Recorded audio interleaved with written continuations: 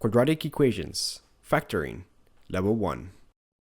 To factor a polynomial means to write the polynomial as a product of other polynomials, taken from a specific factor set. In this video, the factor set is a set of polynomials having integral coefficients. This factor set is going to be important because not all quadratic equations can be solved by factoring over the integers. This technique of factoring a quadratic equation is actually a shortcut and only works on specific quadratic equations, so keep this in mind. Many students assume that if you can't factor a quadratic equation, it automatically has no solution. This is completely wrong. Depending on the context, a quadratic equation will always have either real, imaginary, or complex solutions. The fact that you can't factor a quadratic equation over the integers means that factoring is not the way to proceed in searching for its solutions, and requires other techniques which we will cover in a later video.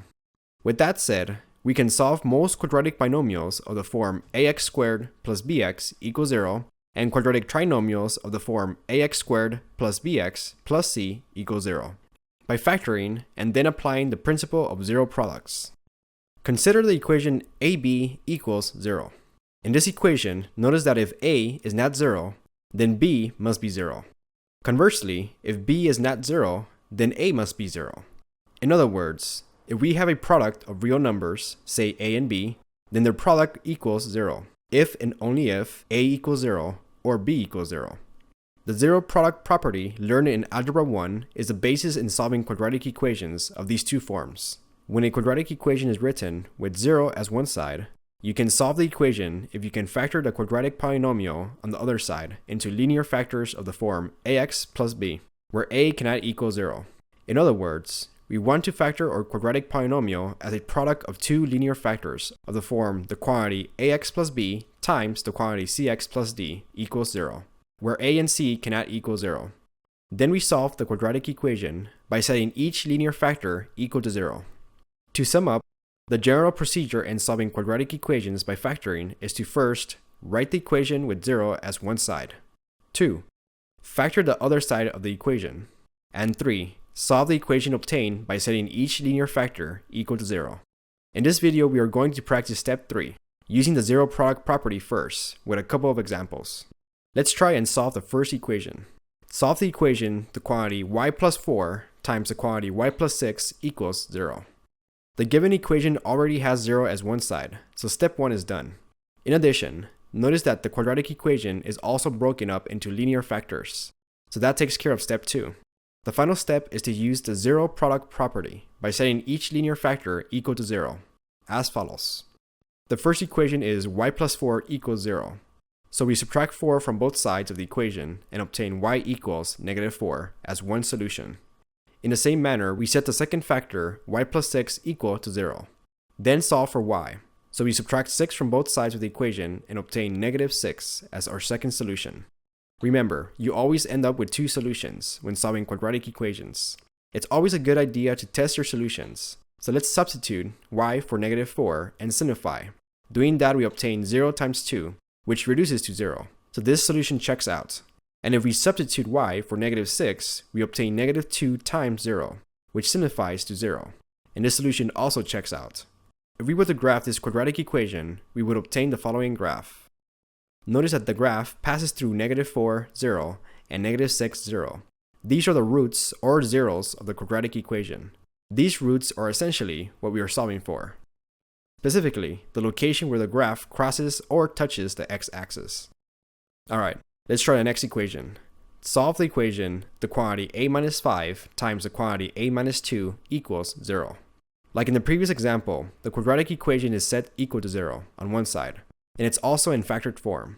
So we go ahead and apply the zero product property and set each linear factor equal to 0, and solve for the variable. So we set the quantity a minus 5 equal to 0, and add 5 to both sides of the equation and obtain a equals 5 as one solution. Then we go ahead and set the other factor, the quantity a minus 2 equal to 0, and solve for a. So we add 2 to both sides of the equation and obtain a equals 2 as the second solution to the quadratic equation. Alright, let's try the next example.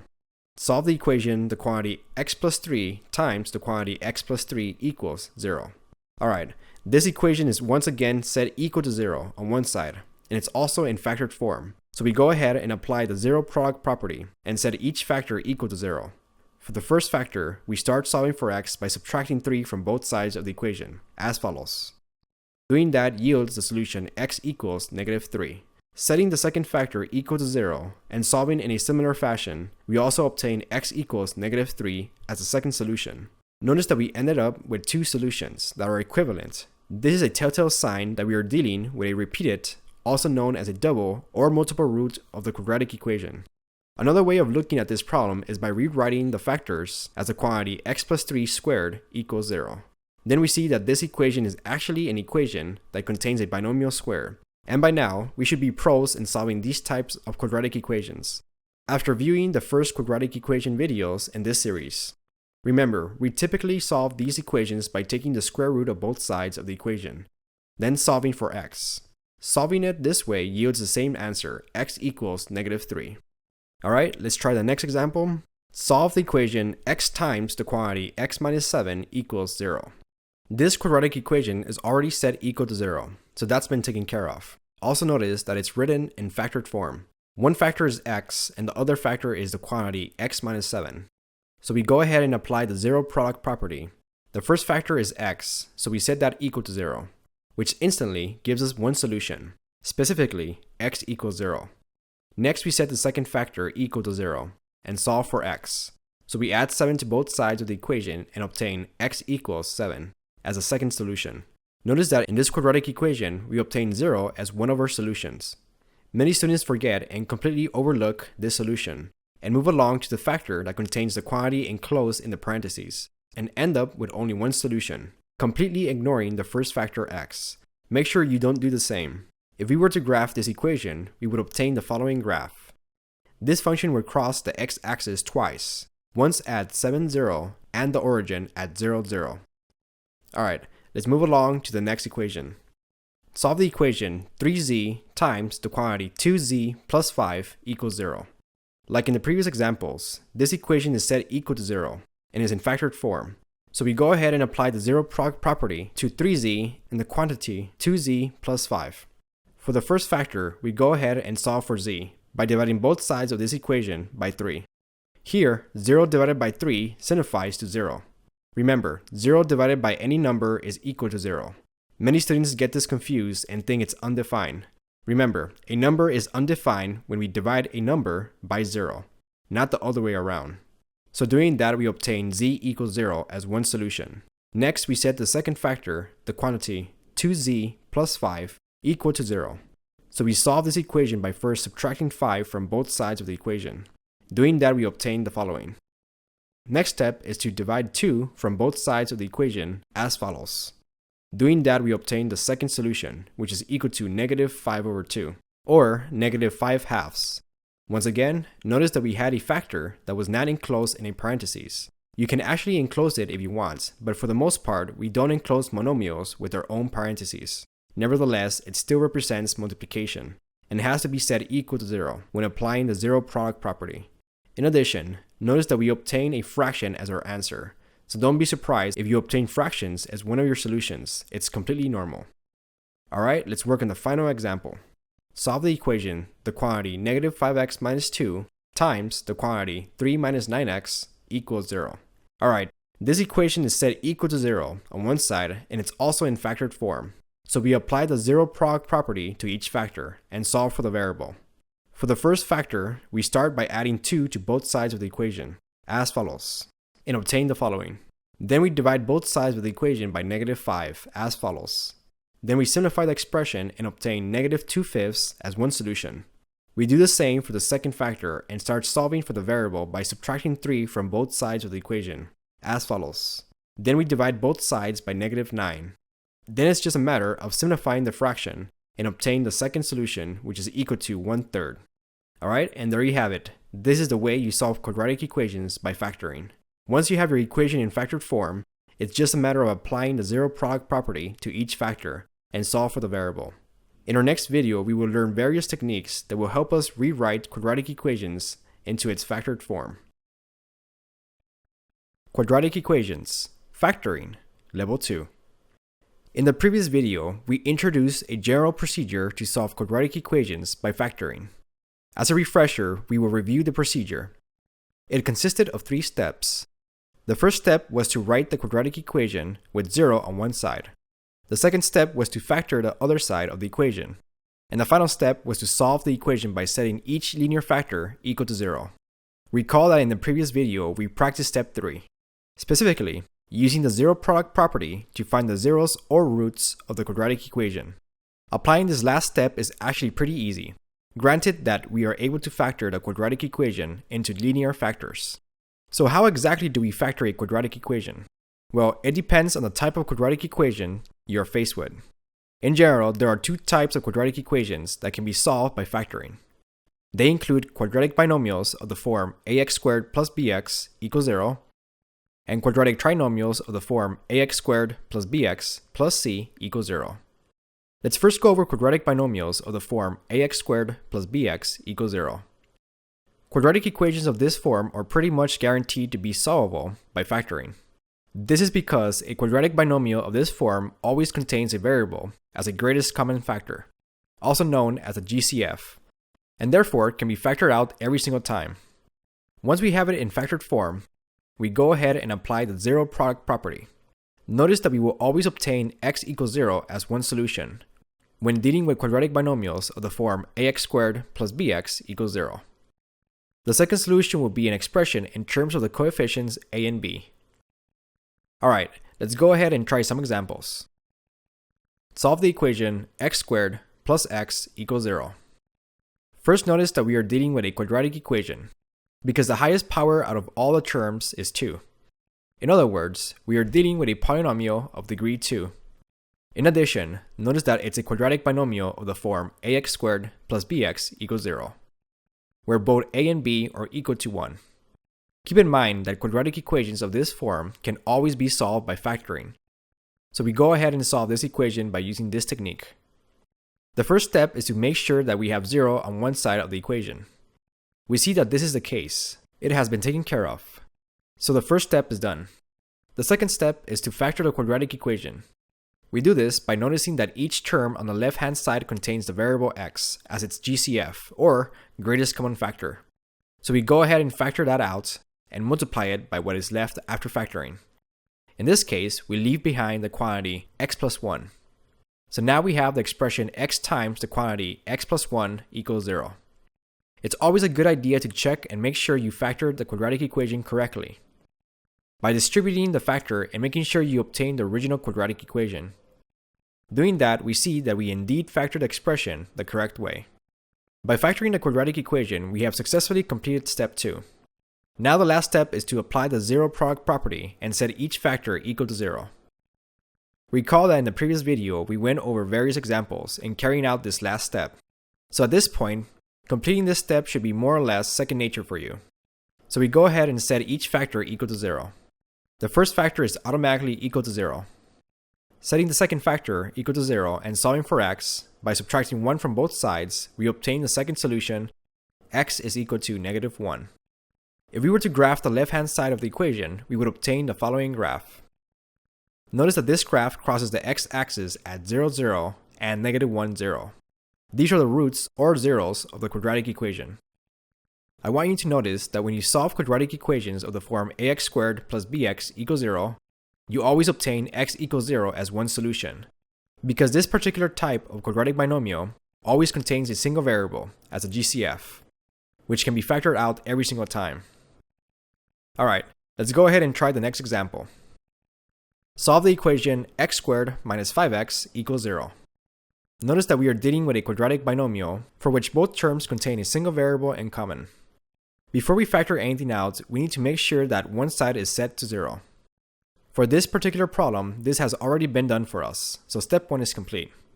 Second step is to factor the quadratic equation, so we do this by noticing that each term contains a single variable in common. In other words, its GCF, greatest common factor, is x. So we go ahead and factor this expression out, and we are left with the quantity x minus 5. Having factored the quadratic equation, we go ahead and apply the zero product property to each of the 2 factors. Once again, notice that one solution is equal to 0, And for the second solution, we go ahead and solve the equation x minus 5 equals 0. So we do this by adding 5 to both sides of the equation and obtain x equals 5 as a second solution. Alright, let's try the last example. Solve the equation 3x squared plus 2x equals 0. Once again, we are dealing with a quadratic binomial. So we first need to set one side equal to 0. And this has been taken care of for us. Next, we go ahead and factor the quadratic equation. Notice that both terms have a single variable in common. So we go ahead and factor that out. Doing that, we obtain x times the quantity 3x plus 2 equals 0. Always check to make sure you factor the expression correctly by mentally distributing what you initially factored out, and making sure you obtain the original quadratic equation. Having successfully factored out the quadratic equation, we go ahead and solve for x by applying the zero product property. So we set each factor equal to 0. Doing that, we obtain x equals 0 as one solution. The second solution is obtained by solving the equation 3x plus 2 equals 0. So we first subtract 2 from both sides of the equation and obtain the following expression. Next, we divide both sides by 3 and simplify. Doing that, we obtain x equals negative 2/3 as the second solution. Notice again that we always obtain x equals 0 as one solution when dealing with these types of quadratic binomials. Alright, in our next video, we will continue solving quadratic binomials of the form ax squared plus bx equals 0 with slightly harder examples. Quadratic equations, factoring, level 3. Let's go ahead and jump straight into some examples. Solve the equation 4x squared plus 6x equals 0. Notice that we are still dealing with a quadratic binomial. So we first need to set one side of the equation equal to 0. We see that this step has been taken care of for us. Next step is to factor the quadratic equation. Notice that in this problem, both terms contain a constant and a variable in common. In this case, 2 and x respectively. So the GCF, or greatest common factor, is actually 2x. So we go ahead and factor this term out, leaving behind the quantity 2x plus 3.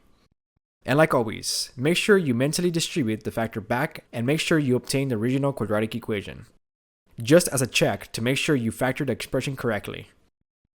Having successfully factored the expression, we go ahead and apply the zero product property and set each factor equal to 0. Setting the first factor equal to 0 and solving for x by dividing both sides of the equation by 2, we obtain x equals 0 as one solution. And setting the second factor equal to 0, we go ahead and also solve for x by first subtracting both sides of the equation by 3. Simplifying the expression, we obtain the following. Next, we divide both sides of the equation by 2. Then we simplify the expression and obtain x equals negative 3/2 as a second solution. Notice that in this problem, we still obtain x equals 0 as one solution, even though the GCF of the quadratic equation contain a constant, in this case 2. In the end, this expression will simplify to 0 when we solve for x. Okay, let's go ahead and try a slightly more difficult example. Solve the equation 5x squared equals 9x. Alright, this one looks different, mainly because we don't have 0 on one side of the equation. Notice that in the previous problems, this was already done for us. This time around, we actually have to do some work first. It's really not that bad. Remember, the first step is to set one side of the equation equal to 0. A word of caution. The way you do this is very important. Many students tend to do a very common mistake when trying to get one side equal to 0, especially with quadratic binomials of the form ax squared plus bx equals 0. I will first go over the incorrect procedure that many students try when they are face to face with similar problems. Many students look at these equations and instinctively want to divide both sides of the equation by x, as follows. By carrying out this procedure, the left-hand side of the equation simplifies to 5x, and the right side of the equation simplifies to 9. Then all we have left is to solve for x. Divide both sides of the equation by 5, obtaining x equals 9/5 as one solution. And this is where the problem lies. We only obtain one solution. We need two solutions, and we know this is not a repeated root, because we didn't obtain it by taking the square root somewhere along the process. It seems that we have lost a solution, and this is exactly what happened. Remember, we always have x equals 0 as one solution when dealing with these quadratic binomials. This method of dividing by x does not work because if x were to equal 0, the step where we divided by x on both sides of the equation would look like this. The error occurs because division by 0 is undefined. When students divide by x, they are assuming that x does not equal 0. If this was the case, then everything would work just fine. But because quadratic equations of these forms always contain x equals 0 as one of their solutions, you end up losing this solution by solving the equation in this way. So now that you know this common error, let's show the correct way to solve this equation.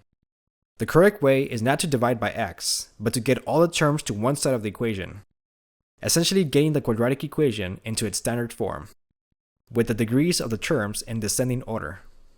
So we actually need to subtract 9x from both sides of the equation.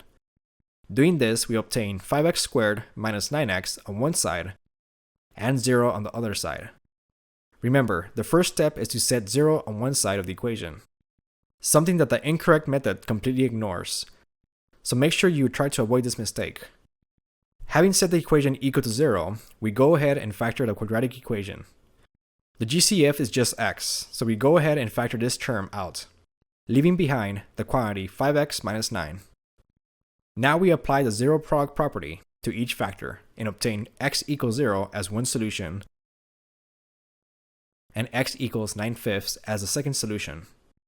Notice that this method explicitly shows both answers, as opposed to the incorrect method where one of the solutions was lost in the process. Okay, let's try the final example. Solve the equation 3x squared plus 2x equals 7x plus 5x squared. This problem looks slightly intimidating, mainly because it does not look anything like the previous examples. As long as you remember the general procedure in solving quadratic equations by factoring, you will always have a method of some sort to get you started. Recall that the first step is to set one side of the equation equal to 0. So we first need to add and subtract like terms and get one side of the equation in standard form, with the powers of the terms in descending order, and 0 on the other side. We accomplish this by first subtracting 5x squared from both sides of the equation. Doing that and collecting like terms, we obtain the following expression. Next, we subtract 7x from both sides and collect like terms, giving us the following expression. Having successfully set 0 on one side of the equation, we go ahead and factor the expression. The GCF is just x. Factoring this expression out, we leave behind the quantity negative 2x minus 5. The final step is to apply the zero product property to each of the factors by setting them equal to 0. The first solution is x equals 0, and the second solution can be obtained by solving for x. So we first add 5 to both sides of the equation. Simplifying the expression, we obtain the following. Next, we divide both sides by negative 2, giving us the second solution, x equals negative 5/2. Notice that this example required all 3 steps for solving quadratic binomials by factoring. Alright, and there you have it. This is how you solve quadratic binomials of the form ax squared plus bx equals 0. In our next video, we will continue solving quadratic equations by factoring. This time, we will apply this technique to quadratic trinomials. Quadratic equations. Factoring. Level 4. In the previous 3 videos, we solved quadratic equations of the form ax squared plus bx equals 0. Now we will focus in solving quadratic equations of the form ax squared plus bx plus c equals 0, also known as quadratic trinomials, because they contain 3 terms: the quadratic term ax squared, the linear term bx, and the constant term c. Keep in mind that unlike quadratic binomials, quadratic trinomials are not always solvable by factoring. But for those that are factorable over the integers, this technique works just fine. There are 2 types of quadratic trinomials that can be solved by factoring. The first type are quadratic trinomials of the form x squared plus bx plus c equals 0, where a equals 1, and the other type are of the form ax squared plus bx plus c equals 0, where a is greater than 1. We will first focus on the type for which a equals 1, since it's the easiest. We will then work our way to the case where a is greater than 1. Recall that factoring a quadratic equation involves writing a polynomial into linear factors. For the case when a equals 1, If the quadratic equation of the form x squared plus bx plus c equals 0 is indeed factorable over the integers, then its linear factors will have the following form: the quantity x plus r times the quantity x plus s. Now let's find the product of these two linear factors. One way we can find the product is by distributing each term in the first factor with each term of the second factor. In other words, we distribute by using the FOIL method.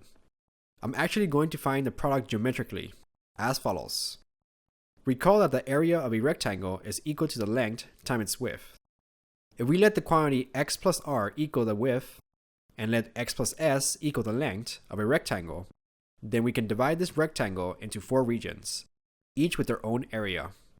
They include x times x, or x squared, r times x, s times x, and r times s. This diagram shows that the product of the quantity x plus r times the quantity x plus s is equal to x squared plus rx plus sx plus rs, since both of these expressions represent the same area. The expression in the right side of the equal sign can be simplified by adding rx and sx, since they are like terms. Doing that, we obtain the following expression: x squared plus the quantity r plus s times x plus rs, which represents a quadratic trinomial of the form x squared plus bx plus c.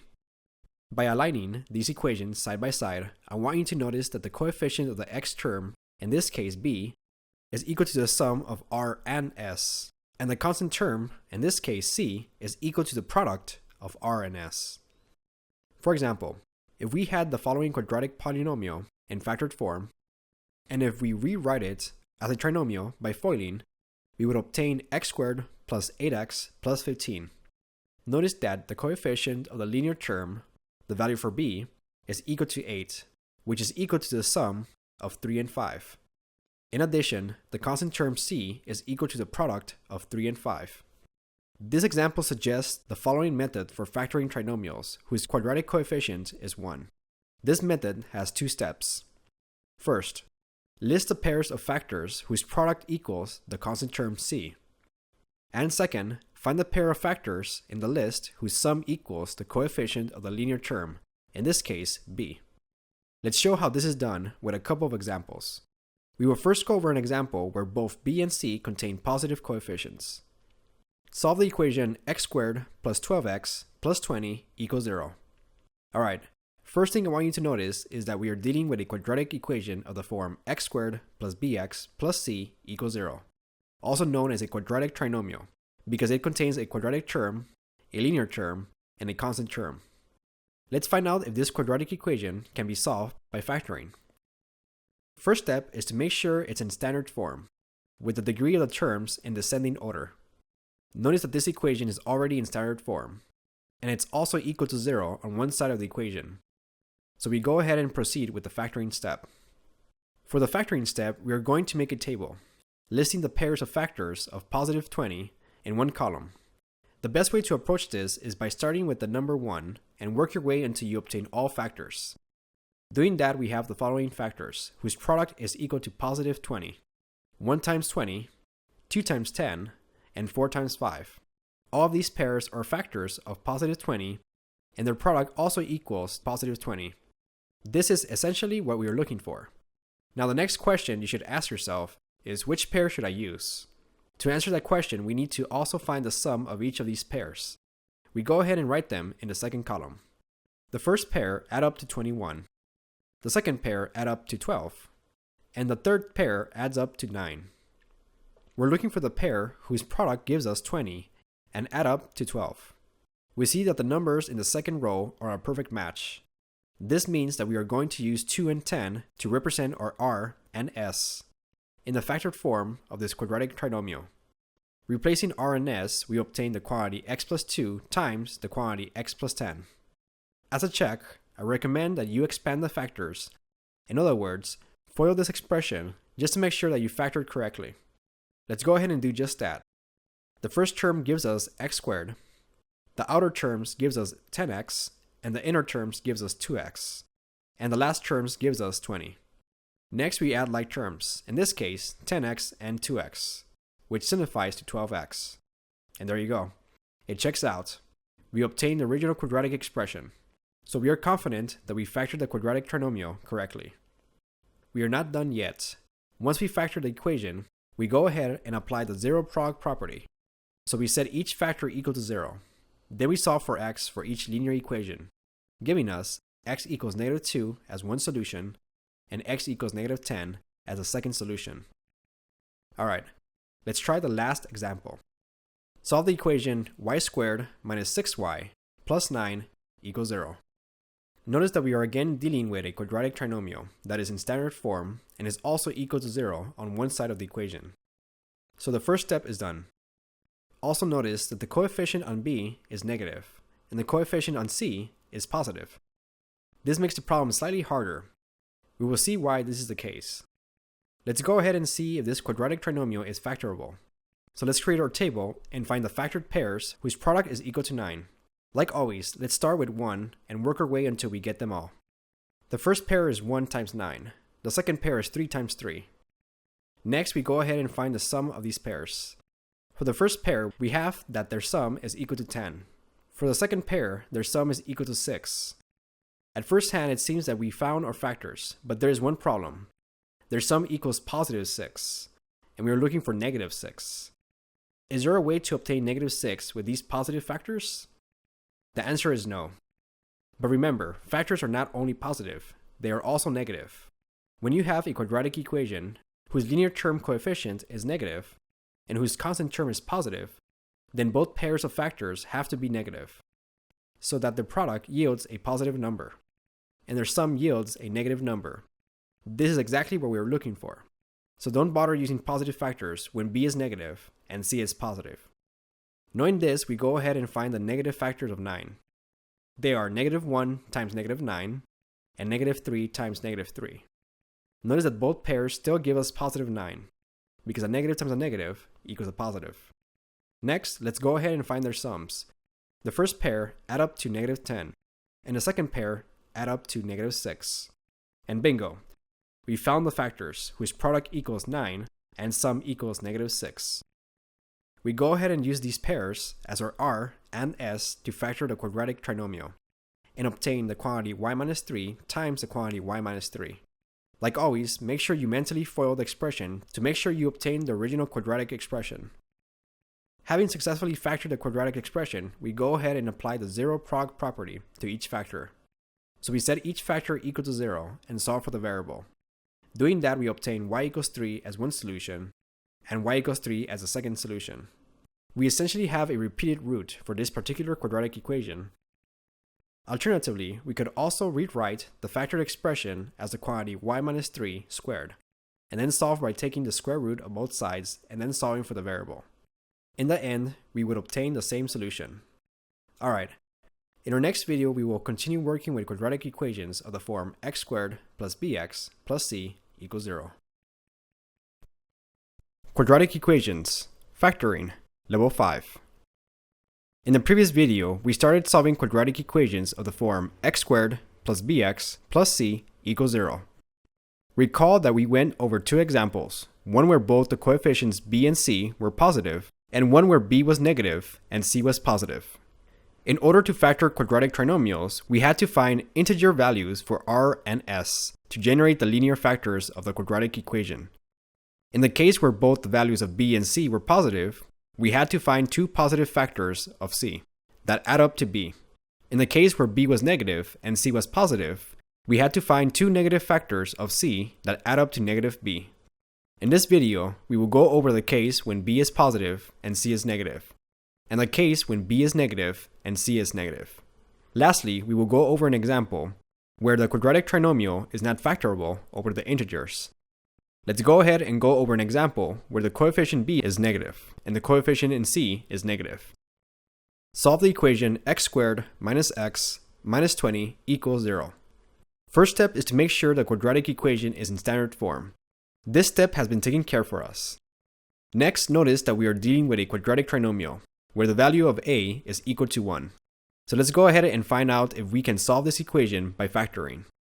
Remember, not all quadratic trinomials can be solved by factoring, so we need to check if factoring is the way to go. We start by setting up our table, listing the factors of c, whose product equals -20. When dealing with quadratic trinomials whose constant coefficient is a negative number, R and S will always have opposite signs. One will be positive and the other will be negative. As a consequence, not only do we need to list all factors of C, but also the various combinations for which a negative sign can be assigned to each pair. So let's go ahead and start with the first pair, +1 times -20. Notice that in order to obtain -20, one factor has to be positive and the other factor has to be negative. In the same manner, -20 can also be obtained by switching the signs. So the second pair is -1 times +20. Because the value of C is negative, we need to consider both pairs. Because -20 can be obtained in two different ways. Either 1 or 20 has to be negative. So we go ahead and list both combinations. Moving along, we go ahead and find the rest of the pairs. The next pair is 2 times -10, and -2 times +10, followed by +4 times -5, and lastly -4 times +5. Next step is to find the sum of the factors. For the first pair, their sum equals -19. The sum of the next pair add up to +19. The next pair add up to -8. The one after that add up to +8. The fifth pair add up to -1. And the last pair add up to +1. Having found all the pairs and sums, we go ahead and scan the list looking for the factors whose product equals -20 and sum equals -1. Notice that the fifth row satisfies both conditions, so this quadratic trinomial is factorable. The values for R and S are +4 and -5 respectively. So we go ahead and factor this expression using these values. Doing that, we obtain the quantity x plus 4 times the quantity x minus 5 equals 0. Next, we go ahead and solve the quadratic equation by applying the zero product property to each of the factors. Doing that and solving for x, we obtain x equals -4 as one solution and x equals 5 as a second solution. The key idea you need to take away from this problem is the fact that one factor had to be positive and the other factor had to be negative. So we need to list all the combinations of factors where at least one of them is negative and the other is positive. Remember, this occurs whenever the value of the constant C is negative and that of B is negative. Alright, let's go ahead and try the next problem. Solve the equation x squared plus 29x minus 30 equals 0. Notice that this type of quadratic equation has a positive coefficient for B and a negative coefficient for C. This combination of coefficients also requires one positive factor, similarly like the previous example. Alright, so first step is to write the quadratic equation in standard form and set 0 as one side of the equation. For this example, both steps have been taken care of for us. Next, we go ahead and try to factor the quadratic trinomial. So we start by creating our table and start listing the factors of -30, remembering to list all the combinations that include a positive factor and a negative factor. So we start with the first pair, 1 times -30. Then we switch the signs and obtain -1 times 30 as the second pair. Next, we have 2 times -15, followed by -2 times 15, then 3 times -10, and -3 times +10. Lastly, we have 5 times -6, and -5 times +6. So we have 8 distinct pairs. Next, we go ahead and find the sum of each pair. Doing that, we obtain -29, 29, -13, 13, -7, 7, -1, and 1. Next, we scan each row looking for the factors whose product equals -30 and sum equals 29. The factors that satisfy both conditions are located in the second row, -1 and +30. So these two factors represent R and S, so we go ahead and substitute them to obtain the factored form of this quadratic equation. Specifically, the quantity x minus 1 times the quantity x plus 30. The final step is to apply the zero product property to each factor and solve for x. Doing that, we obtain x equals 1 as one solution and x equals -30 as a second solution. In this example, the coefficient on the linear term was positive, and the coefficient on the constant term was negative. When you have this combination of coefficients, one of our factors must be positive, and one of them must be negative. To sum up, there are 4 distinct cases you will encounter when dealing with quadratic trinomials of the form x squared plus bx plus c equals 0. Whenever the constant term is positive, both factors r and s will have the same sign. Both will be positive if b is positive, and both will be negative if b is negative. If the constant c is negative, then the factors will have opposite signs. One will be positive and one will be negative, regardless if b is negative or positive. These are the 4 cases that you will encounter when dealing with quadratic trinomials that are factorable over the integers. Recall that not all quadratic trinomials are factorable over the integers. In general, a polynomial that cannot be expressed as a product of polynomials, in other words, as factors of lower degree, is said to be irreducible. An irreducible polynomial with integral coefficients whose greatest monomial factor is 1 is referred to as a prime polynomial. Let's go over an example to illustrate this. Solve the equation x squared minus 10x plus 14 equals 0. Alright, we are face to face with a quadratic trinomial. Let's see if we can factor this expression. Notice that the constant b is negative and c is positive. This means that our potential factors will both be negative, so we find all the negative factors of positive 14. They are negative 1 times negative 14 and negative 2 times negative 7. The sum of the first pair equals negative 15, and the sum of the second pair add up to negative 9. Notice that none of the factors add up to the middle term, negative 10. This quadratic trinomial is an example of an irreducible polynomial, and is not factorable over the integers. In addition, the greatest monomial factor is 1, meaning every single term has 1 as its GCF. This means that this particular polynomial is prime. So we can't factor it over the integers. We need to find another way to solve this equation. We will come back and solve this equation with a different technique in a future video. For now, this equation is not factorable over the integers, but can be solved nonetheless. Many students think that if a polynomial is prime, it has no solution. This is completely wrong. A prime polynomial means that we need to solve it using a different technique. So don't assume that it has no solution if you were unsuccessful factoring the equation.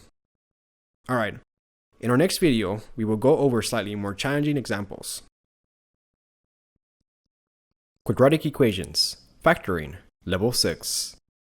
In this video, we are going to work on slightly more challenging examples. For the most part, when you deal with quadratic equations of the form x squared plus bx plus c equals 0, you have to write the quadratic trinomial in standard form and set 0 on one side of the equation.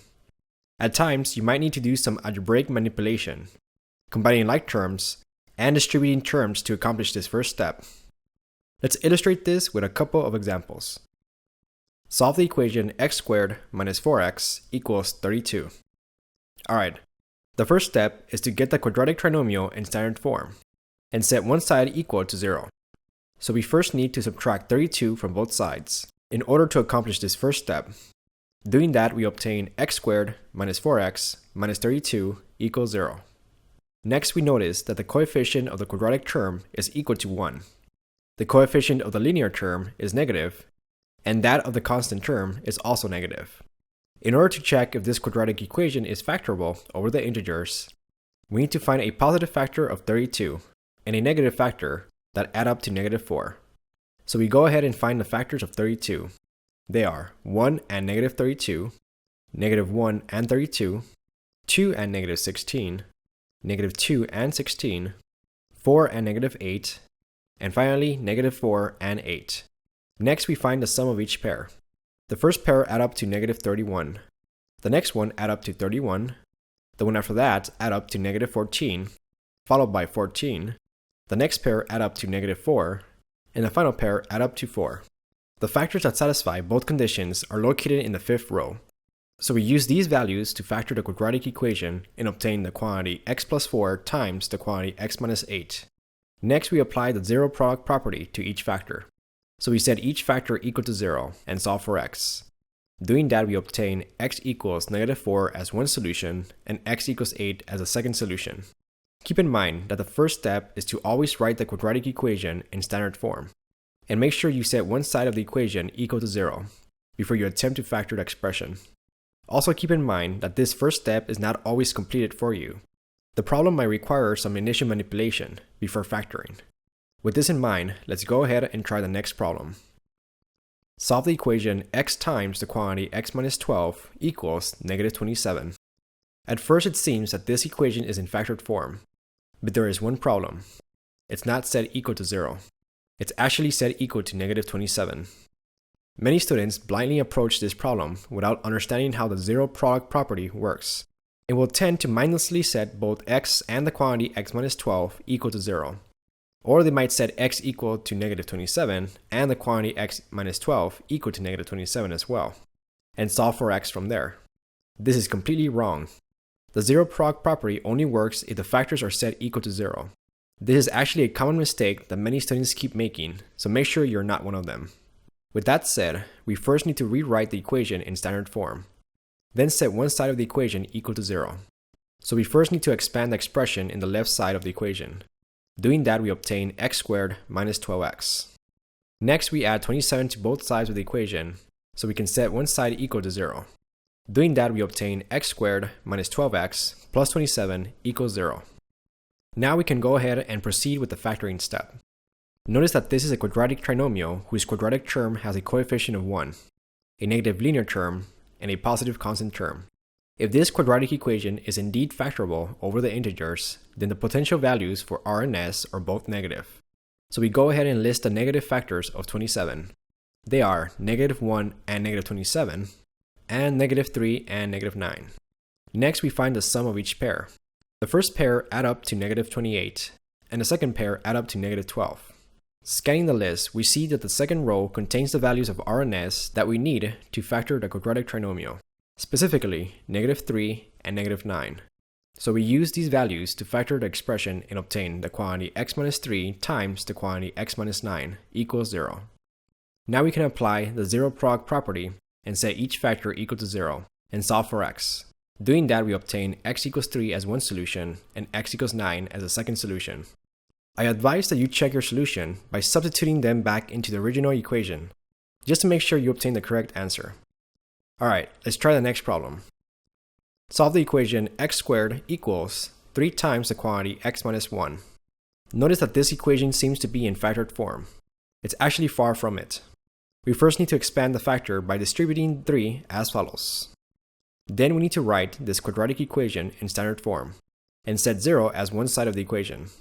We do this by first subtracting both sides of the equation by negative 3x, as follows. Then we add positive 3 to both sides of the equation. Doing that, we obtain a quadratic equation in standard form, specifically x squared minus 3x plus 3 equals 0. Next, we try to solve the equation by factoring. We first notice that the coefficient in the quadratic term is equal to 1.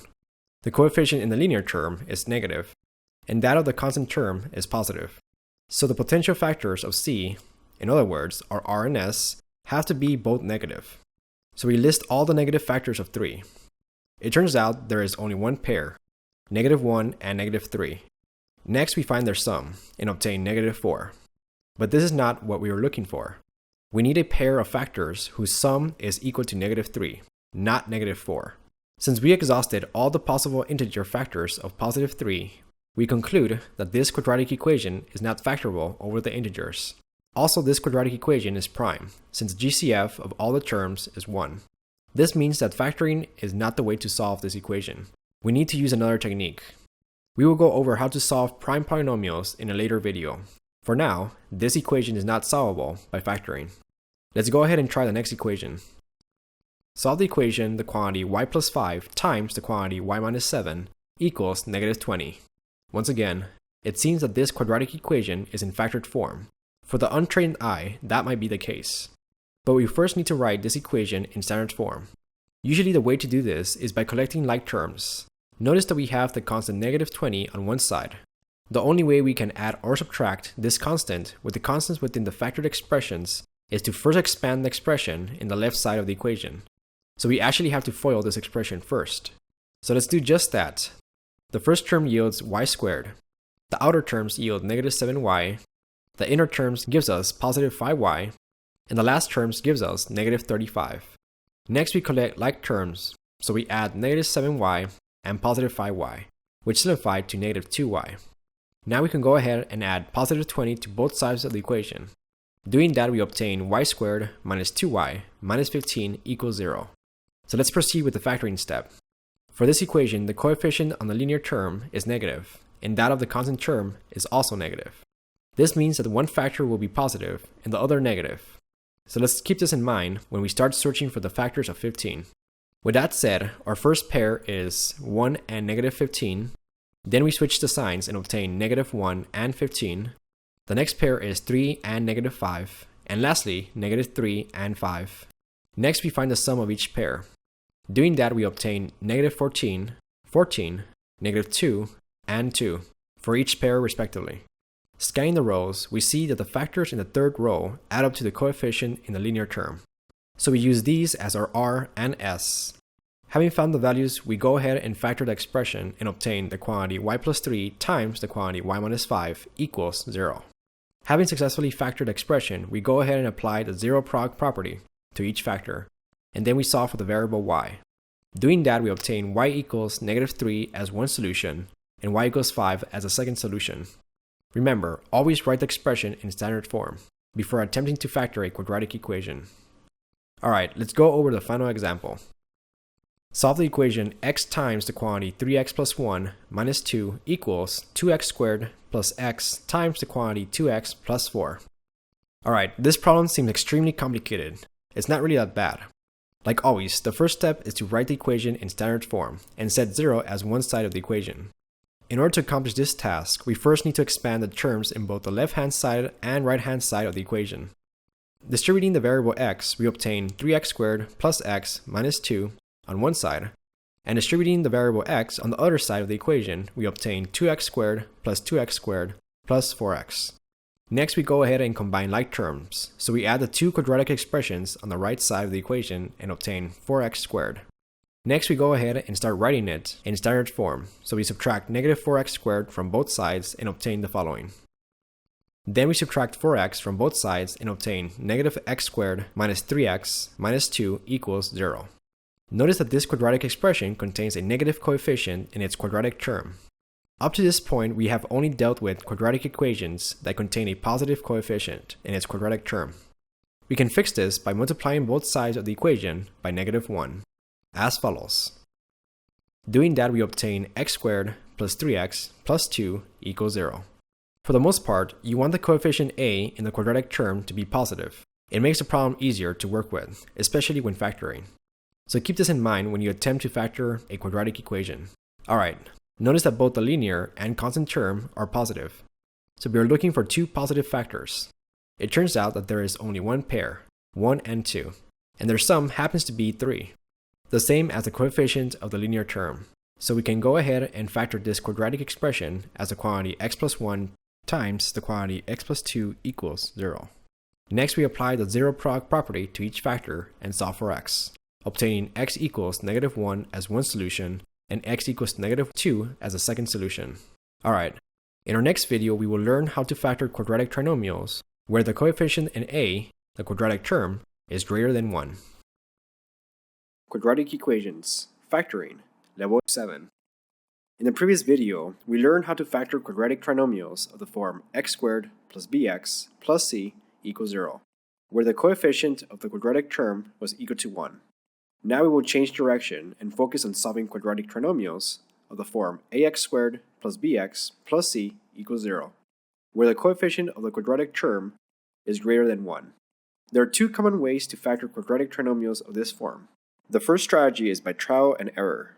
The second is by the method of decomposition and grouping. We will first cover factoring by trial and error. This method is similar to the method we used for quadratic trinomials where the coefficient on the quadratic term was equal to 1. Recall that if a quadratic trinomial of this form is indeed factorable over the integers, it would factor into two linear expressions of the form, the quantity x plus r times the quantity x plus s equals 0.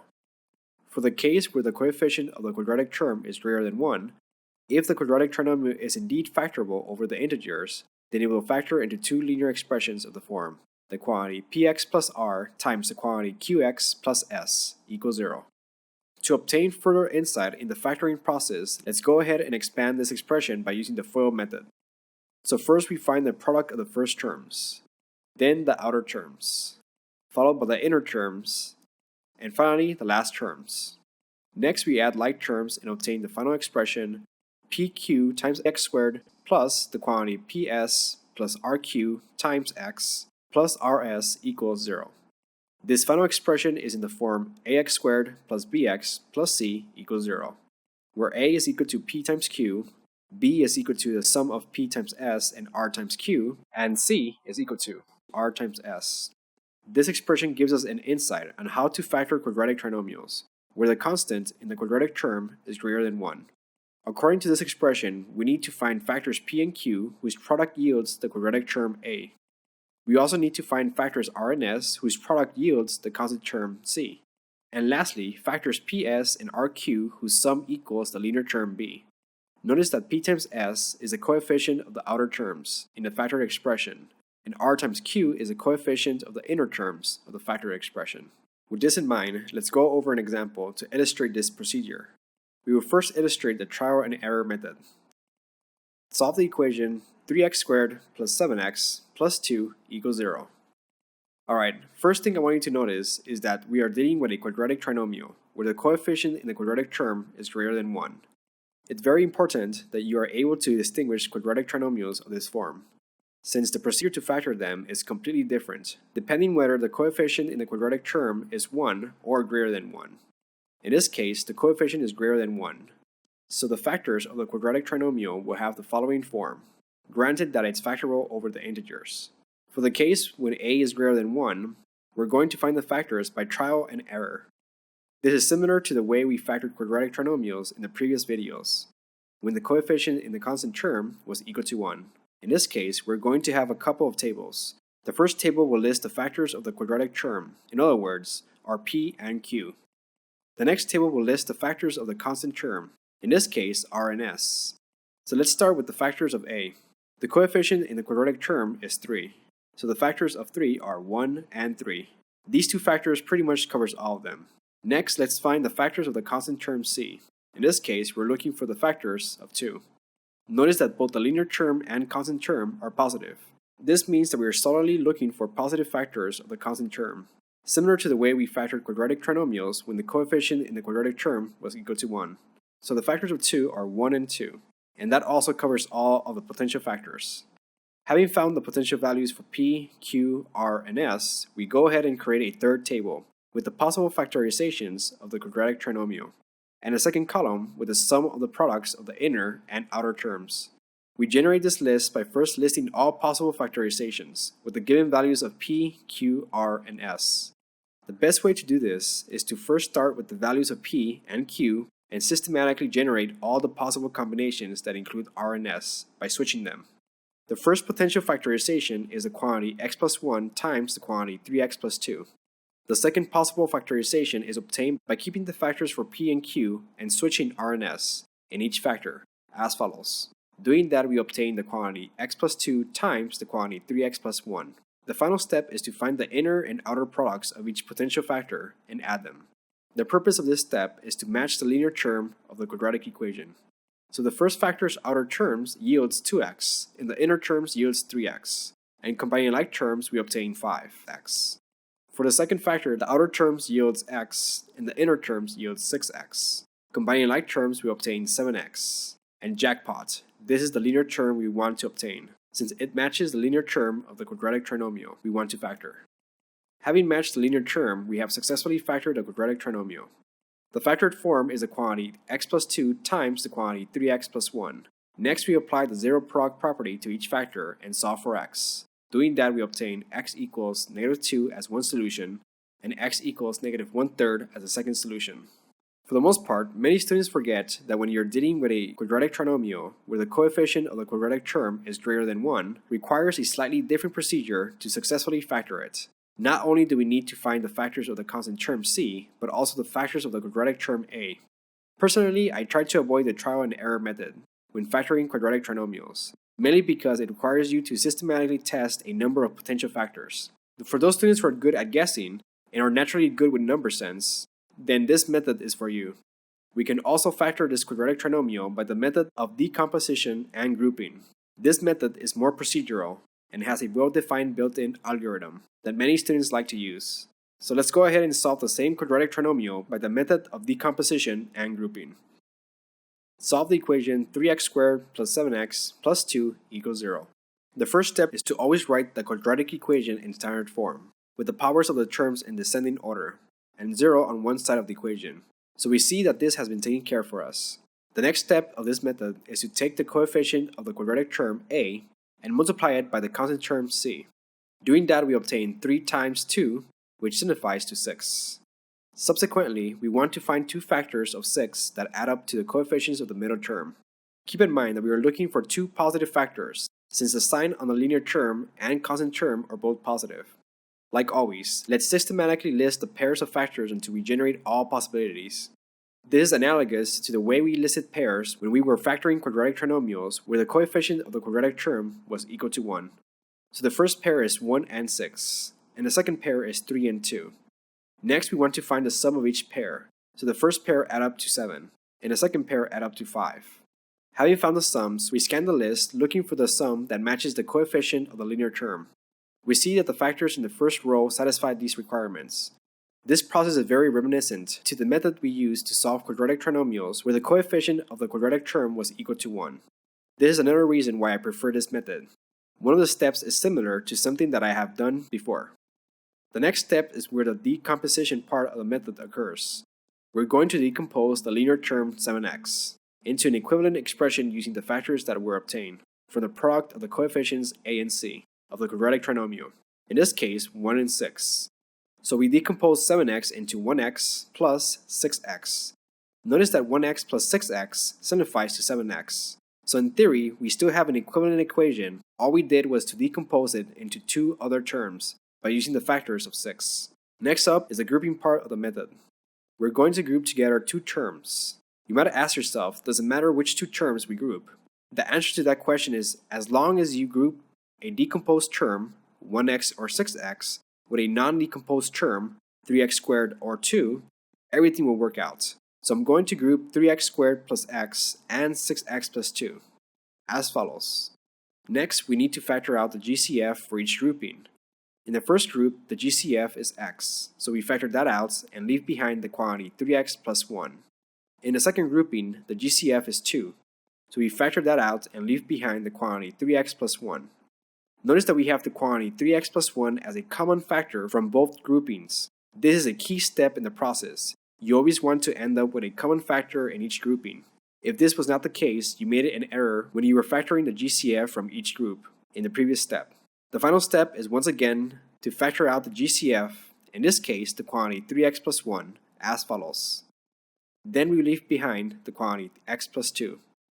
If you're still confused of what just happened, consider the following equivalent expression. If I were to replace the quantity 3x plus 1 with the variable y, and ask you to factor out the GCF from this expression, you would most likely notice that both terms contain the variable y in common.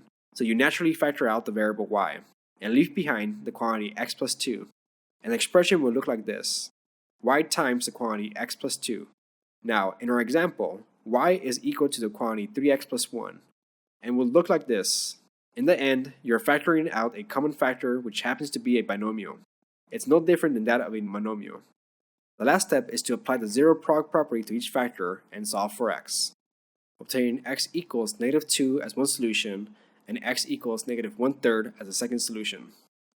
Alright, in our next video we will continue going over various examples illustrating the way to factor quadratic trinomials where the coefficient of the quadratic term is greater than 1. Quadratic equations. Factoring. Level 8. Alright, in this video we're going to go over an additional example. We're going to solve a quadratic equation of the form ax squared plus bx plus c equals 0, where the coefficient of the quadratic term is greater than 1. Recall that quadratic equations of this form factor into linear expressions of the form the quantity px plus r times the quantity qx plus s equals 0. In addition, the signs of the linear term b and the constant term c determine the signs of r and s. Recall that if both the linear term and constant term are positive, then the sign on r and s are also positive. If the sign on the linear term is negative and that of the constant term is positive, then the value for both r and s will be negative. And lastly, if the linear term is either positive or negative, and the constant term is negative, then the values of r and s will have distinct signs. One will be negative and one will be positive. With this in mind, let's go ahead and jump straight into an example. Solve the equation 5x squared minus 13x plus 6 equals 0. Alright, we first noticed that we are dealing with a quadratic equation where the coefficient of the quadratic term is greater than 1. To check if it's indeed solvable by factoring, we need to use one of two methods, either by the trial and error method or by the method of decomposition and grouping. Let's first solve it by trial and error. Before we attempt to solve quadratic equations, we need to make sure that it's in standard form, with the degrees of the terms in descending order. Notice that the equation is already in standard form, so this step is done. Next, we create two lists and find the factors of the quadratic coefficient a, in this case 5, and the factors of the constant term c, in this case 6. It is totally up to you if you want to create the tables. They are merely for illustrative purpose. Once you practice enough of these problems, you might be able to do all this work mentally. With that side note, let's go ahead and find the factors for each coefficient. The factors of 5 are 1 and 5, and these cover all the factors of 5. Next, let's find the factors of 6. The factors are 1 and 6, and 2 and 3. These two pairs are all the factors of 6. By finding the factors of the quadratic term 5 and the constant term 6, we essentially found potential values for p, q, r, and s. The next step is to generate all the possible factorizations using these values of p, q, r, and s. Before we carry on this step, let's think about the signs that r and s should attain. Looking at the equation, we see that the linear term is negative and the constant term is positive. This means that the sign on r and s have to be negative, because a negative times a negative gives us a positive. With this in mind, let's go ahead and start generating all potential factorizations. Using the values 1 and 5 as our p and q, and negative 1 and negative 6 as our r and s, we generate the first factorization, the quantity x minus 1 times the quantity 5x minus 6. The next factorization is obtained by switching the values of r and s. Doing that, we obtain the quantity x minus 6 times the quantity 5x minus 1. Next, we go ahead and use the second pair, 2 and 3, as our r and s. Doing that, we obtain the quantity x minus 2 times the quantity 5x minus 3. And switching r and s, we obtain the quantity x minus 3 times the quantity 5x minus 2.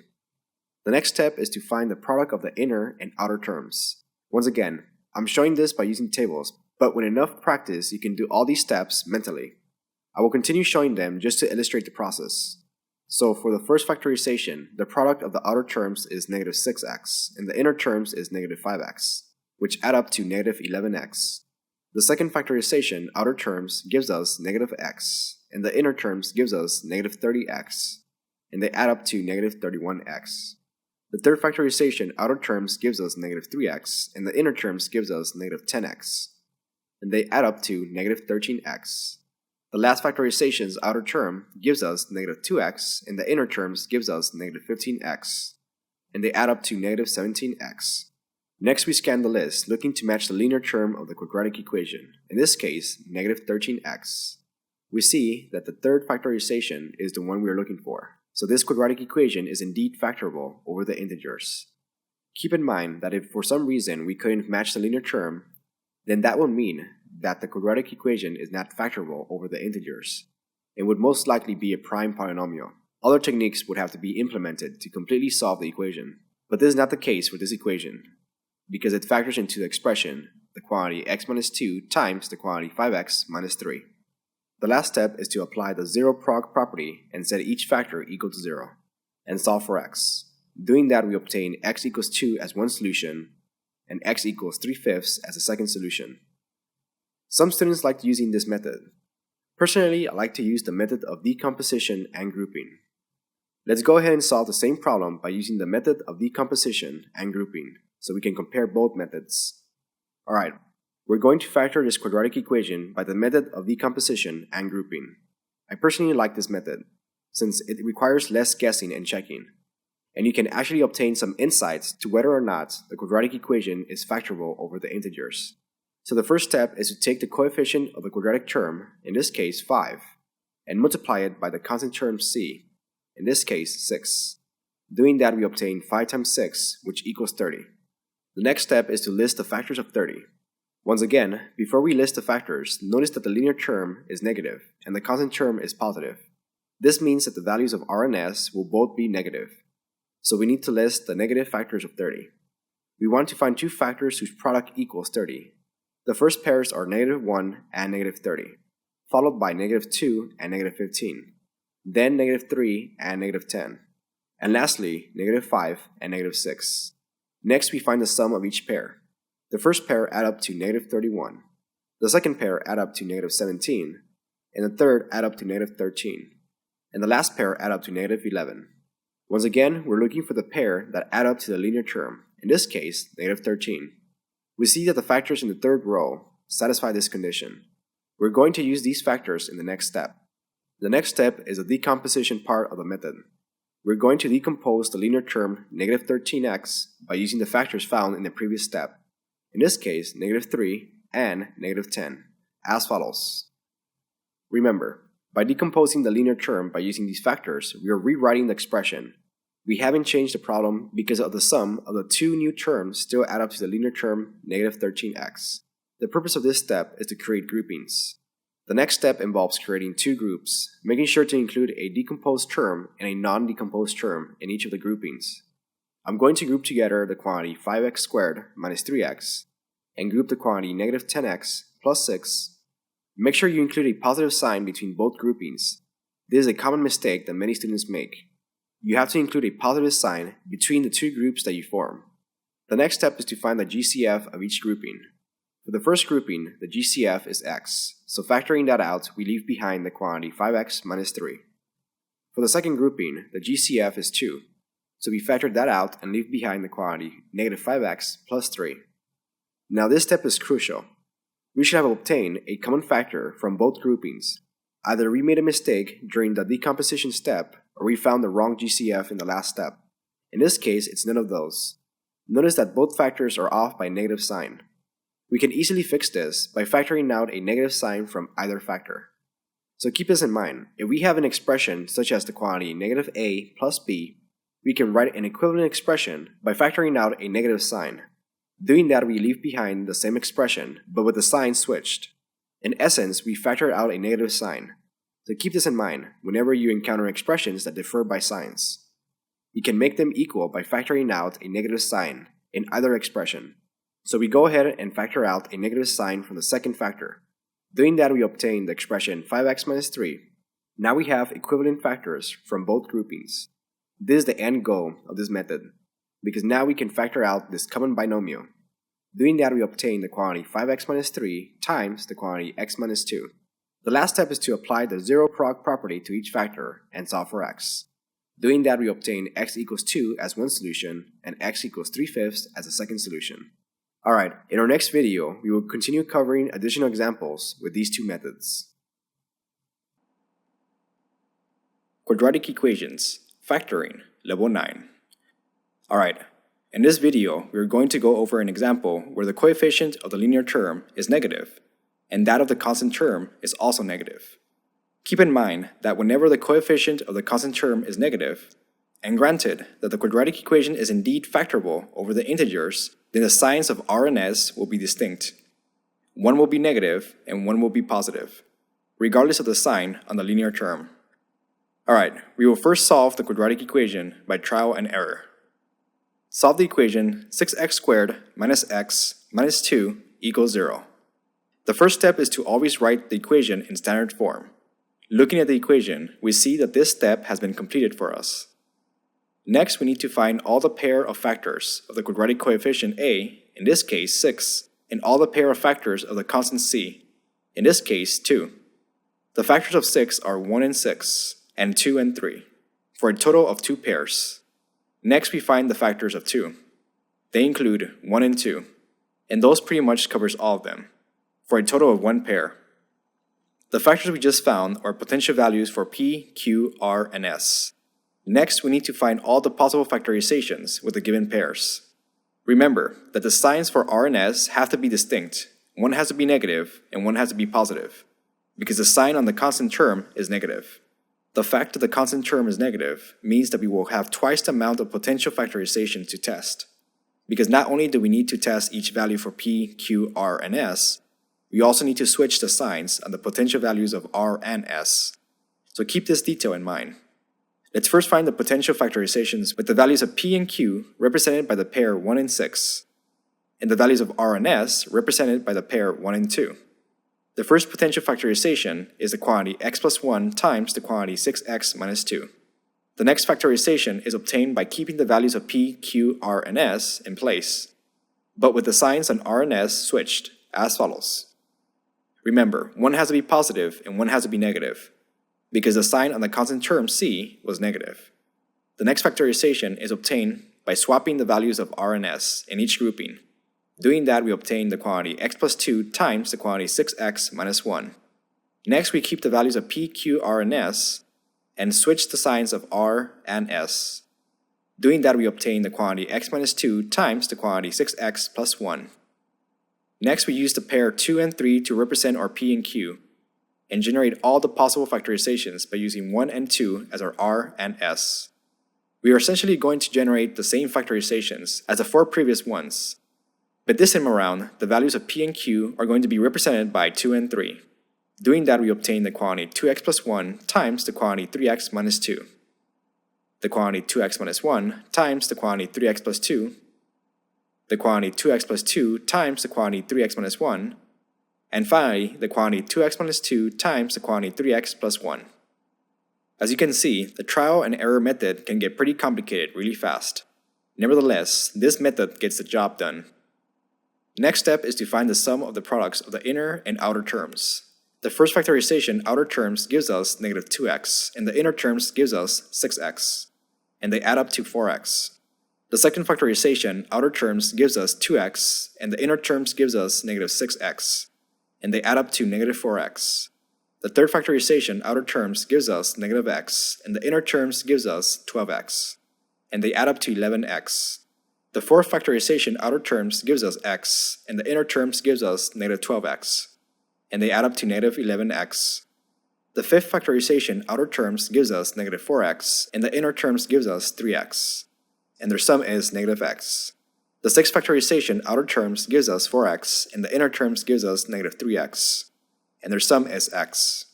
The seventh factorization, outer terms, gives us negative 2x, and the inner terms gives us 6x, and their sum is 4x. And finally, the last factorization, outer terms, gives us 2x, and the inner terms gives us negative 6x, and their sum is negative 4x. Having found the sum of the outer and inner products, we scan the list looking to match the linear term of the quadratic equation, in this case, negative x. We see that the factorization in the fifth row satisfies this requirement. So this quadratic equation is indeed factorable over the integers. It factors into the quantity 2x plus 1 times the quantity 3x minus 2. Next, we apply the zero product property to each factor and solve for x. Doing that, we obtain x equals negative 1/2 as one solution, and x equals 2/3 as a second solution. Notice how the trial and error method can get really complicated, especially when you have a large number of potential factorizations that you need to test. This is the reason why I personally try to avoid this method and prefer using the method of decomposition and grouping. In addition, the only way you will find out if this quadratic equation is not factorable over the integers is by going through all possible factorizations. By using the second method, you can save precious time since you're required to test a smaller number of factors to determine if you can factor a quadratic equation over the integers. Let's go ahead and solve the same equation by using the method of decomposition and grouping. Solve the equation 6x squared minus x minus 2 equals 0. Alright, the first step is to take the coefficient of the quadratic term, a, in this case 6, and multiply it by the constant term, c, in this case negative 2. Doing that, we obtain 6 times negative 2, which is equal to negative 12. Next, we find the pair of factors whose product equals negative 12. Keep in mind that in order to obtain a negative number from a product of two numbers, one of the factors has to be positive and the other has to be negative. Let's first find the factors of 12. They include 1 and 12, 2 and 6, and lastly, 3 and 4. Next, we need to determine which factors will be negative. This is pretty easy. To determine this, all we need to do is look at the sign of the linear term. In this case, it's negative. This means that the largest factors have to be negative, because when we start finding the sum of each of the pairs, we want to obtain a negative expression. The only way that we can obtain a negative number is if the factor that is largest in magnitude is negative. So the factors on the right all need to be negative. This substantially reduces the number of factors we need to test. when compared to the trial and error method. Next, we find the sum of each pair. The first pair add up to negative 11. The second pair add up to negative 4. And the last pair add up to negative 1. And jackpot, we found the coefficient of the linear term, in this case, negative 1.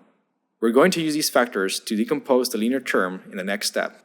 So using these factors, we go ahead and decompose the linear term, negative x, into 3x minus 4x. Notice that these terms add up to the linear term negative x. So all we did was to rewrite the equation. Next, we go ahead and create groupings. We always need to group a decomposed term with a non-decomposed term. So let's go ahead and group the quantity 6x squared plus 3x and the quantity negative 4x minus 2, making sure that we include a positive sign between the two groupings. It is key that you include a positive sign here. Some students forget to include the sign and get confused because the end result looks like multiplication. Or worse, they might think that the equation is in factored form. So make sure you include the positive sign. Once we create our groupings, we need to factor out the GCF from each grouping. For the first group, the GCF is 3x, so we factor that out and leave behind the quantity 2x plus 1. For the second grouping, the GCF is 2. But notice that in order to obtain a common binomial from both groupings, we also need to factor out a negative sign. So the GCF is actually negative 2. Factoring it out, we leave behind the quantity 2x plus 1. Notice that we ended up with a common binomial from both groupings. This is the end goal of this method. We want to obtain this common binomial so that we can factor it out. Doing that, we leave behind the expression 3x minus 2. Having successfully factored out the quadratic equation, we go ahead and apply the zero product property to each factor and solve for x. Doing that, we obtain x equals negative 1/2 as one solution and x equals 2/3 as a second solution. Notice how this method tends to be slightly faster than the trial and error method. From this point on, I will start factoring all quadratic equations using the method of decomposition and grouping. You are free to use any method you want. In an effort to save time, I will solve all quadratic equations solely by using this method. Let's go over an example where the quadratic equation is not factorable over the integers. Solve the equation 5x squared minus 5x minus 2 equals 0. The first step is to multiply the coefficient of the quadratic term, in this case 5, by the constant term, in this case negative 2. Multiplying the terms, we obtain negative 10. Next, we go ahead and find the pair of factors whose product yields negative 10. Notice that the largest factor has to be negative, so that the pair of factors add up to a negative expression. The factors of 10 are 1 and 10 and 2 and 5. In addition, the factor with the largest magnitude has to be negative, because the linear term of the quadratic equation is negative. Next, we find the sum of each pair. For the first pair, the factors add up to negative 9, and the second pair add up to negative 3. Next, we scan the sums looking to match the linear term, negative 5. Notice that it's nowhere to be found. When you exhausted all the possible factors, this is a telltale sign that you are dealing with a quadratic equation that is not factorable over the integers. In addition, we also see that the GCF of this quadratic equation is 1, so it's also a prime polynomial. This means that we can't solve this equation by factoring. We need to use other techniques to solve it. As you just saw, this method can streamline the process in determining if a quadratic equation is factorable over the integers. With the trial and error method, you need to test a larger number of factors. This is the reason I like this method. Alright, in the next video, I will wrap up factoring of quadratic equations by going over slightly more complicated examples. Quadratic equations, factoring, level 10. Alright, in this final video on factoring of quadratic equations, we're going to go over slightly more challenging examples. We will be using the method of decomposition and grouping in every single case. These quadratic equations can also be solved by the trial and error method. But to streamline the process, I will use the method of decomposition and grouping. Alright, let's go over the first example. Solve the equation 9x squared plus 6x minus 3 equals 0. Okay, as always, the first step is to write the equation in standard form, making sure 0 is on one side of the equation. Examining the equation, we see that it's already in standard form. Next, we want to multiply the quadratic term, in this case 9, by the constant term, in this case negative 3. Doing that, we obtain negative 27. The next step would be to find the pair of factors that multiply to negative 27. But I want you to notice that we can actually make the problem easier by first noticing that the quadratic equation has 3 as its GCF. So we can actually factor 3 out and leave behind the expression 3x squared plus 2x minus 1. Now we have 3 multiplied by this quadratic equation. Next we can divide both sides by 3. Doing that, we are left with the equation 3x squared plus 2x minus 1 equals 0. Now we have a simpler version of the original equation. So always be on the lookout for a GCF before you proceed to solve the quadratic equation by factoring. You might be able to make the problem slightly easier for you.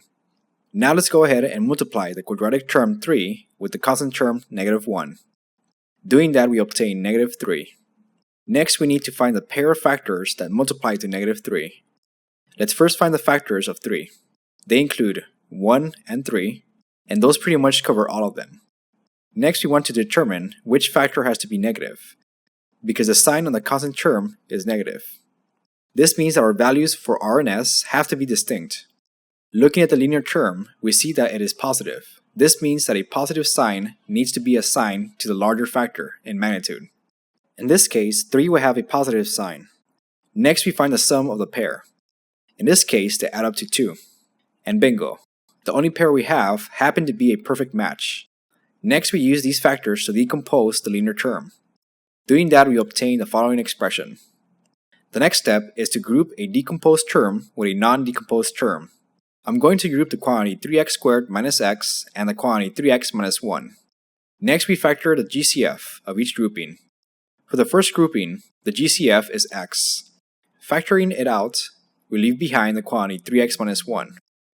For the second grouping, the GCF is technically 1, so there is no need to factor out anything.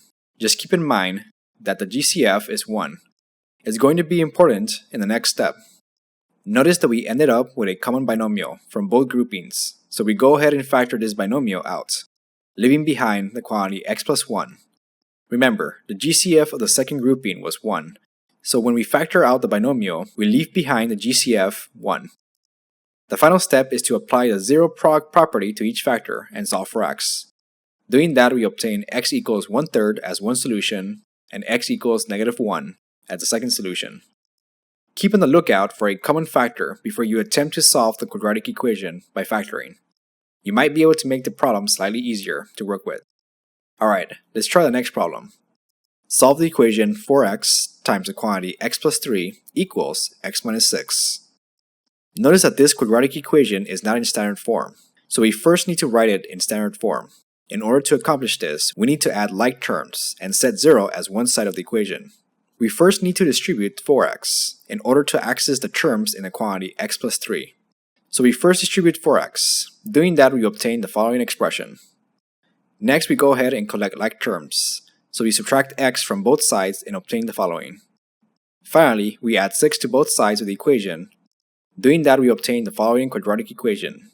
4x squared plus 11x plus 6 equals 0. Now we go ahead and multiply the coefficient of the quadratic term 4 by the constant term 6. Doing that, we obtain 6 times 4, which is equal to 24. Next, we find the pair of factors whose product equals 24. They include 1 and 24, 2 and 12, 3 and 8, and 4 and 6. Next, we notice that the linear term is positive, and the constant term is also positive. So the sign on R and S should both be positive. Next, we find the sum of each pair. The first pair add up to 25. The second pair add up to 14. The third pair add up to 11. And the last pair add up to 10. Next, we scan the sums looking to match the linear term. We see that the factors in the third row is a perfect match. So we go ahead and use these factors in a decomposition step. Using the factors we just found, we go ahead and decompose the linear term 11x as follows. Next, we group a decomposed term with a non-decomposed term. Remember, it's totally up to you which terms you group together. As long as you group a decomposed term with a non-decomposed term, everything will work out. So let's go ahead and group the quantity 4x squared plus 3x and the quantity 8x plus 6, making sure we include an addition sign between the groupings. Next, we factor out the GCF from each grouping. For the first grouping, the GCF is x. Factoring that out, we leave behind the quantity 4x plus 3. For the second grouping, the GCF is 2, so we factor that out and leave behind the quantity 4x plus 3. Notice that we ended up with a common binomial from both groupings. The next step is to factor this common binomial. Doing that, we leave behind the quantity x plus 2. Now that we have the quadratic equation in factored form, we go ahead and apply the zero product property to each factor and solve for x. Doing that, we have x equals negative 3/4 as one solution and x equals negative 2 as a second solution. Remember, always write the equation in standard form before attempting to solve a quadratic equation by factoring, making sure you have all the terms on one side and 0 on the other side. Alright, let's try the next example. Solve the equation x squared minus 3x minus 28 equals the quantity 3x minus 4 times the quantity x plus 4.